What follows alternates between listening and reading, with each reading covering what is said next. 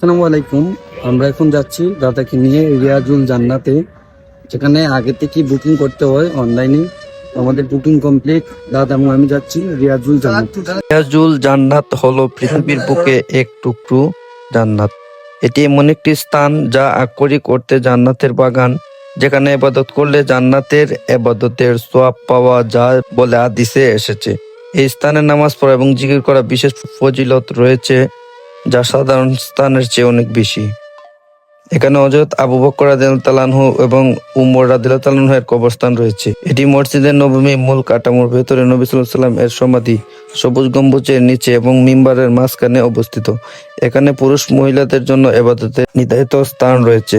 রিয়াজুল জান্নাত হল মদিনা মসজিদের নববী এমন একটি পবিত্র স্থান যেখানে ইবাদত করলেই জান্নাতের অনুভূতি পাওয়া যায়। এটি হাজীদের জন্য একটি অত্যন্ত কাঙ্ক্ষিত স্থান। তো যাই হোক, আলহামদুলিল্লাহ আমরা ওইখানে নবী করিম সাল্লাল্লাহু আলাইহি ওয়াসাল্লামের রওজা এবং আলী রাদিয়াল্লাহু আনহু এবং উমর রাদিয়াল্লাহু আনহুর কবরস্থান আমরা জিয়ারত করতে পারছি। এটা আমাদের ভাগ্য না, এটা আমাদের সৌভাগ্য। আলহামদুলিল্লাহ।